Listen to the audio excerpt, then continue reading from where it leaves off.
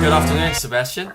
Hello. Hi. Thanks for doing this quick call with me here in you're in London, I'm in Singapore, um, and you're gonna be here pretty soon, like in about 3 days, I think you're gonna be arriving. Yes, absolutely. Yeah. I'm looking forward to it, man. Yeah, yeah. You've been to Singapore before, right? This isn't your first time. Yeah, I never come in Singapore. I came in what was it? No, I was in Malaysia and Kuala Lumpur, but I never come in Singapore. Really? This you've never been to Singapore? Okay. No, never. All right, that's gonna be exciting then. Do you know? Is there anything in particular you're looking forward to? To be honest, I'm like Bruce Lee. I'm like water. I be water, my friends. I'm coming and I'm looking forward to it. I don't have any set mindset program like, oh, I'm gonna do this. I'm just open, and we'll see. Okay, surprise. So the exciting thing is, of course, that you're going to be coming to Singapore and you're going to be delivering a couple of programs. The first of which is the games that's going to be happening on Friday. We'll be doing 2 sessions in the morning and in the afternoon. Can you Can you talk a little bit about what you're going to be going through and sharing with people who choose to do the games? Yeah, for basically the games, for me, I call it the games because it's always, my ethos is everything is around play, and we tend to forget the idea of playing, especially now parkour start to become like a sport, and we start to move away from the idea of playing. So the game is go back to the roots of what I think the origin of the spine of parkour, if I can say it like this, what it is. And I wanted to make sure, that's why I travel around the world, I want to make sure people have a clear idea what is those three games, which is trekking, sparring, and expressing, which is the core essence of what we do in terms of movement. Whether you call it parkour, running, art de déplacement, for me it doesn't matter. What I'm teaching is the spine and the essence of what we do before it become something different. As I say now, like a sport or because now it's a fashion phenomenon and a lot of people does a lot of gymnastic move and everything. So it turned to shape by itself. And for me, I want to share something I know, and some people will probably say, "Oh, I know that too," but for me, do you know through my way? So trekking is definitely it's like people know it as follow the leader, but it goes deeper. Okay. And it's literally, as I say, if you go to a tribe, if you go to the jungle, by the mountain, or in the desert, you have someone who knows, who got the knowledge to show you the path, and you follow him, and he show you how to do it. That's trekking.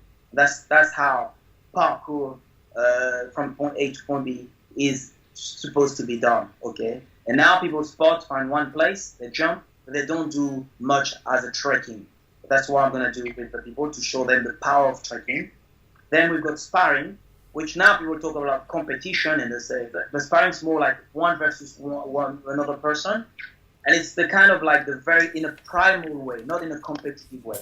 It's like you've got a T-Rex chasing you, you have to run, okay? And then you need food. You're hungry. I need food, but your food is not like just in a supermarket. It's just it can move away, so you need to find a way to get it. So that's sparring. So you need to be able to use your skill the most efficient way, and how could you do that like in a real case scenario. So that's what sparring is about. And not so many people, now you know parkour, you go on YouTube, you don't see so many people doing what I call sparring. Now you start to have like what they call a world chase tag, which is fantastic, but this is a competitive aspect. I'm talking about the primal aspect. That's sparring. And then expressing is what we do naturally. Like when we do parkour, you go outside and express myself. And that kind of that's the part I would say I talk a little bit less, but there's still a lot of area need to be explored. So I talk to people to share, to make them understand, like, do you use music?